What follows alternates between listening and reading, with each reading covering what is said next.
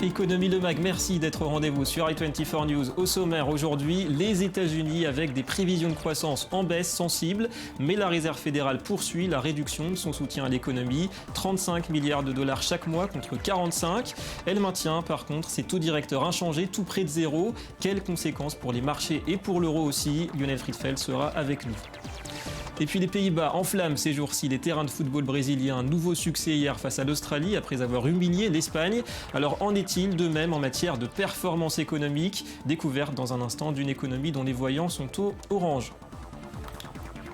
Voilà pour les titres, bienvenue à tous. Avant de les développer, un tour du monde rapide de l'actualité économique avec à la une la faillite quasi annoncée de la deuxième puissance économique d'Amérique du Sud. Cette fois c'est officiel, l'Argentine a annoncé hier être dans l'impossibilité de payer la prochaine échéance de sa dette au 30 juin. Une dette pourtant restructurée, c'est la conséquence du verdict américain il y a 2 jours qui a condamné l'Argentine à rembourser 1,3 milliard de dollars à 2 fonds spéculatifs. Et malgré le déni de Buenos Aires, ce non-remboursement à échéance s'appelle tout simplement un défaut de paiement. Une situation qui a déjà connu ce pays, c'était en 2001. L'Argentine n'a que très peu de solutions.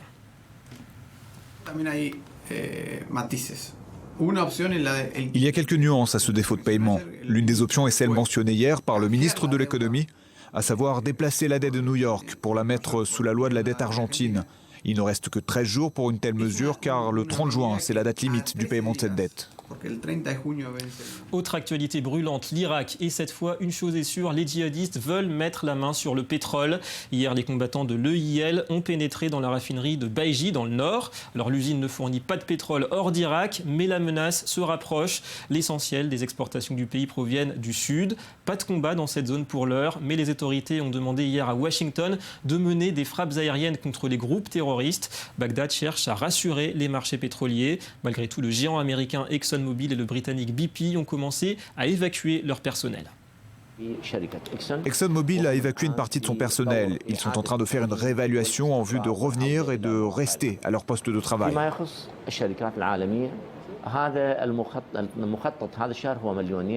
Notre plan pour ce mois, c'est de produire 2,7 millions de barils par jour. Mais nous essayons de porter ce total à 2,76 millions pour soutenir le moral de la population et donner l'impression que l'industrie pétrolière est sûre et ne sera affectée d'aucune façon. Plus à l'est, l'exode se poursuit pour les travailleurs clandestins cambodgiens. Depuis 2 semaines, ils fuient la Thaïlande. 220 000 personnes ont ainsi franchi les différents points de passage du pays entre le 6 et le 18 juin. Phnom Penh accuse la junte militaire au pouvoir à Bangkok d'être responsable de cette situation en raison de sa lutte contre l'immigration illégale. Jusqu'ici, ces immigrés étaient considérés comme essentiels pour l'économie thaïlandaise et notamment pour la pêche et pour la construction. Et puis en bref, la France maintient envers et contre tout son objectif de déficit pour 2014 à 3,8% du PIB, malgré les doutes de la Cour des comptes, notamment en raison des prévisions de croissance du gouvernement jugées optimistes, 1%. Eh bien, Christian Eckert, le secrétaire d'État au budget, a confirmé ce chiffre hier. Le gouvernement, dit-il, maîtrise sa dépense sans recourir à de nouvelles hausses d'impôts. Les collectivités doivent en faire autant. Fin de citation. Et un coup d'œil rapide à présent sur la semaine des marchés financiers. Eric Lewin est en ligne avec nous depuis Paris. Alors une semaine marquée par les attentes autour de la Fed. Janet Yellen a mis fin au suspense hier soir. Oui, finalement, elle a rassuré les investisseurs parce que les marchés sont en forte hausse. Il faut dire qu'on s'inquiétait quant à une possible des taux d'intérêt aux États-Unis. Elle n'aura pas lieu. Alors d'abord, il y aura une politique d'achat d'actifs qui va se réduire à 35 milliards de dollars. Et surtout, il est à peu près certain qu'il n'y aura pas de hausse des taux aux États-Unis avant au moins 18 mois. Pourquoi ? Tout simplement parce que la croissance américaine reste encore faible. Les prévisions de croissance ont d'ailleurs été revues à la baisse. On attendait de 2,8 à 3% sur 2014. On aura de 2,1 à 2,3%. Et donc tous ces éléments ne justifient pas une hausse des taux d'intérêt. Cela soulage finalement les investisseurs. Mais attention quand même, David, sur les marchés, parce que maintenant que la BCE et la Fed ont rendu leur verdict, il y aura un autre juge de paix. Ce sera les résultats des entreprises américaines qui commenceront à être publiés d'ici 10 jours. Et si ces résultats sont moins bons que prévus, il pourrait y avoir quand même une correction sur les marchés, parce que depuis 2 ans, les marchés ne font que monter. Merci Eric Lewin. Et pour la Fed, on entre dans le vif du sujet tout de suite. Allez, direction les États-Unis. Et comme prévu, la Banque centrale américaine va, une fois de plus, réduire son soutien à l'économie. À partir du mois prochain, elle injectera 10 milliards de dollars de moins chaque mois en rachat d'actifs. Les taux directeurs restent en revanche inchangés. Alors pourquoi ces décisions concernent aussi l'Europe et l'euro plus précisément? Avant d'en parler avec Lionel Friedfeld, ce qu'il faut retenir de ces annonces avec Johanna Citruc. 2 jours de réunion et finalement la décision est tombée. La Réserve fédérale a décidé de réduire encore son soutien à l'économie américaine. Et ce, malgré des perspectives de croissance revues à la baisse, entre 2,1 et 2,3% pour 2014. Ces rachats d'actifs mensuels passeront donc de 45 à 35 milliards de dollars. À partir du mois prochain, nous allons acheter 35 milliards de dollars de titres par mois. Il s'agit d'une baisse de 10 milliards par rapport à notre taux actuel. Quant au taux directeur, proche de zéro depuis 2008, il restera inchangé. Le comité a maintenu son taux directeur actuel et il a également réaffirmé sa position selon laquelle une politique monétaire très accommodante demeure appropriée. Une politique monétaire très accommodante pour booster l'inflation encore volatile, mais aussi pour tenter de réduire le taux de chômage qui dépassait toujours 6% le mois dernier. Autant de données qui restent très observées, notamment du côté de la Banque centrale européenne. Voilà, on verra d'ailleurs l'imbrication entre ces décisions à Washington et la stratégie de la BCE en Europe autour de la valeur de l'euro. Mais d'abord, on accueille notre analyste financier. Bonjour Lionel Friedfeld. Bonjour David. Bienvenue à vous. Alors d'abord, on va parler un peu de la croissance américaine avec ses prévisions. Alors entre 2,1 et 2,3 attendus finalement seulement par la Fed au lieu de 2,8 à 3% il y a 3 mois encore. Est-ce que c'est ce premier trimestre avec cet hiver rigoureux qui pèse toujours comme un boulet sur la croissance américaine? Alors effectivement, en tout cas, c'est Janet Yellen qui le dit. Elle le dit simplement que le deuxième trimestre va être vraiment meilleur. Elle vient justement de dire que ces targets un petit peu de croissance effectivement sont importants dans la politique économique et monétaire américaine. Mais pas seulement ça, en fait, on l'a vu notamment dans le discours de la Fed. Il y a effectivement les prévisions de croissance à la baisse, il y a des taux directeurs qui restent inchangés, mais surtout cette fameuse politique du QE, du quantitative easing, assouplissement quantitatif. En fait, on s'en souvient qu'en septembre 2012, injecté près de 80 milliards chaque mois dans l'économie en rachetant des titres du Trésor. Progressivement, en fait, le Trésor américain a décidé d'en faire moins, et aujourd'hui, on est passé à 35 milliards de dollars. Alors justement, concernant cette décision de la Fed, outre la croissance, on sait qu'il y a aussi le chômage, l'inflation, qui sont des indicateurs incontournables. Comment faut-il interpréter ces décisions de Janet Yellen? Est-ce qu'elles vous paraissent logiques? Alors, 1, très logique, et 2, extrêmement professionnel. On voit que la Fed est pilotée avec une intelligence, le comité économique monétaire de la Fed, en fait, qui se réunissent, en fait, ont décidé sur ces deux critères, le chômage qui est à peu près à 6,2%, qui a baissé aux États-Unis. Qui a baissé très vite, même exactement. si la baisse se ralentit un petit peu. Les prix, en fait, à la consommation étaient de plus 0,4% au dernier mois et sur l'année à 2 plus 1%. C'est assez intéressant, mais justement, ces sages, entre guillemets, veulent ancrer la croissance économique américaine, vraiment l'ancrer dans la durée, et c'est pour ça qu'ils ne relèvent pas les taux, et c'est pour ça qu'en fait, il y a toujours une politique de taux assez quasiment nulle, et c'est toujours pour ça qu'il y a cette politique de quantitative easing. Et vous pensez que cette remontée des taux, elle est à attendre pour quand? Toujours l'an prochain, dans un an? Alors, on pense effectivement de 2015, au milieu de l'année prochaine. C'est important, mais en fait, ça va se faire à douceur, puisqu'en fait, cette politique d'assouplissement quantitatif devrait, entre guillemets, s'arrêter à l'automne, étant donné qu'aujourd'hui, on a 35 milliards. On peut penser que d'ici à l'automne, on va passer à 20 milliards ou 25 milliards, 10 milliards à la rentrée et zéro, en fait, quasiment à la fin de l'année. Véritablement, il faut que ce soit validé par des bons chiffres, du chômage et notamment des prix, sachant que la target, en fait, c'est-à-dire l'objectif de la Fed sur l'inflation est à peu près de 2%. Alors la Fed, vous l'avez dit à demi-mot, c'est aussi un exercice de communication forcément, exercice réussi puisque Wall Street a franchi hier un nouveau record. Wall Street qui réagit comme toujours un petit peu en ayant anticipé, c'était prévisible. C'était prévisible, mais c'est toujours un signal fort. Les marchés financiers ont très bien réagi à cette annonce. Wall Street termine très bien. S&P 500, l'indice, a clôturé dans un haut. Le CAC 40 ce matin, l'ouverture était à plus 0,1%.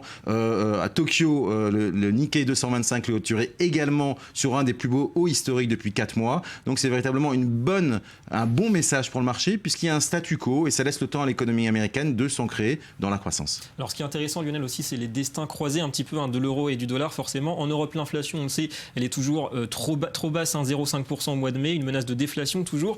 Et pour tenter de faire descendre un petit peu la valeur de l'euro face au dollar, la BCE espérait une amorce de remontée des taux aux États-Unis. Or, avec cette croissance molle à Washington, c'est pas gagné pour tout de suite. Les taux vont rester bas. L'euro n'est pas prêt de baisser et c'est à cause de la Fed, d'après vous ?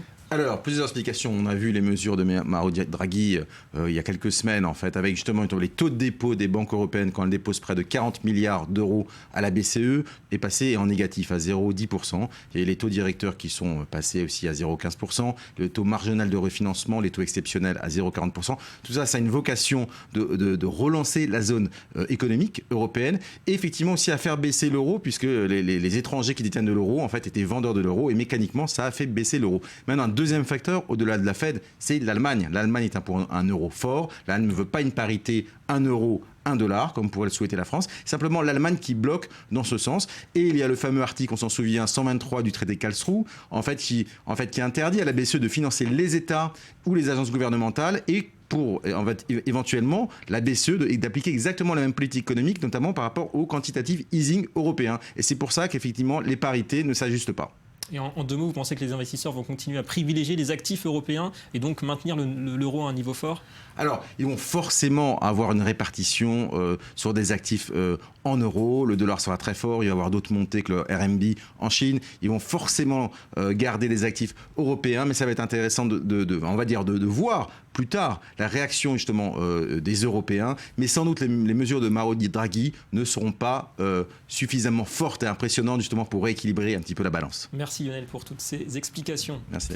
Et on part au pays des tulipes à présent et du fromage. Allez, on va tenter d'éviter les clichés, direction les Pays-Bas pour la suite de notre tour d'horizon économique des nations présentes cet été à la Coupe du Monde de foot. Alors les Pays-Bas, grands animateurs pour l'instant de ce mondial brésilien et un lien assez intéressant d'ailleurs entre les frayeurs hier de l'équipe de foot face à l'Australie et celles qui ont secoué l'économie ces derniers mois. Globalement, les voyants sont au orange. Johanna Citruc.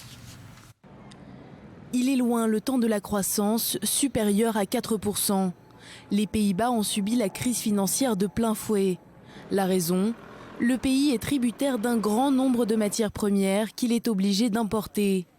Et si le plus dur est passé, la reprise semble plutôt modeste comparée à ses camarades européens. Au premier trimestre 2014, le PIB s'est contracté de 1,4%. En cause, les températures particulièrement douces cet hiver qui ont pesé sur la production de gaz.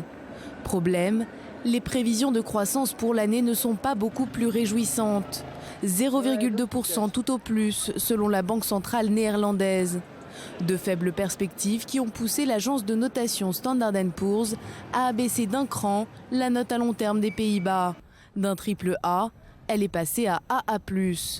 Mais pour redresser l'économie, les Néerlandais peuvent compter sur un VRP de luxe qui n'est autre que le roi.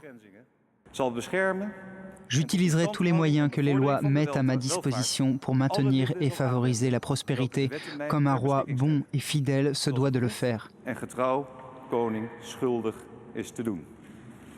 Heureusement, certains indicateurs sont tout de même encourageants. C'est le cas du déficit budgétaire sous la barre des 3%, comme le souhaite Bruxelles, mais aussi du taux de chômage, 5,4% au mois de mai, un des plus faibles d'Europe. Voilà, de l'espoir pour les Pays-Bas. C'est l'heure de passer au Media Watch. La revue de presse avec Johanna Citruc et on lève le voile enfin aujourd'hui sur le fameux produit mystère d'Amazon. Bonjour Johanna. Bonjour David. Alors pas de surprise, c'est un smartphone. Oui, c'est hier donc Amazon a lancé son Fire Phone, smartphone donc avec lequel le géant du e-commerce compte bien se faire une place sur un marché qui est déjà très concurrentiel, dominé largement par le sud-coréen Samsung et l'américain Apple. Mais la particularité de ce Fire Phone, c'est qu'il est doté d'un écran qui permet de voir les images en perspective dynamique, c'est-à-dire quasiment en 3 dimensions. Et on a une idée du prix de ce téléphone ? Alors aux États-Unis, en tout cas, il sera vendu $199 avec un contrat de 2 ans chez l'opérateur AT&T qui sera donc le seul à le proposer. Un prix donc assez similaire à celui de ses deux gros concurrents, Apple et Samsung. Et pour Amazon, l'avantage de ce smartphone, c'est qu'il constituera une interface supplémentaire pour pouvoir acheter du contenu multimédia sur le site internet Internet, que ce soit des livres, de la musique ou encore des films. Et un autre avantage, c'est que le Fire Phone permettra aussi de récolter un maximum d'informations sur les utilisateurs pour pouvoir ensuite cibler au maximum les publicités et les pousser à la consommation. On va pousser à la consommation. Alors on va parler d'Orangina maintenant qui met au point une canette anti-foot. De quoi s'agit-il ? Exactement, pendant la Coupe du Monde, donc on fait tous des soirées football chez les uns, chez les autres ou même dans des bars pour pouvoir regarder les matchs tous ensemble. Et c'est là que la canette Orangina intervient puisqu'elle est dotée d'une télécommande à infrarouge qui a une seule et unique fonction, pouvoir éteindre la télévision, et ce, quelle que soit la marque. Et l'originalité supplémentaire, c'est qu'elle ne sera pas vendue mais à gagner via des jeux concours sur les réseaux sociaux. Et c'est donc une belle réponse de la part d'Orangina à son rival Coca-Cola qui est lui le sponsor du mondial. Une vieille rivalité et pas mal d'originalité. Merci Johanna et à très bientôt. À bientôt. Voilà, fin de cette édition d'Économie le Mag. Merci de votre fidélité. La suite de vos programmes, c'est tout de suite sur i24 News. Restez avec nous.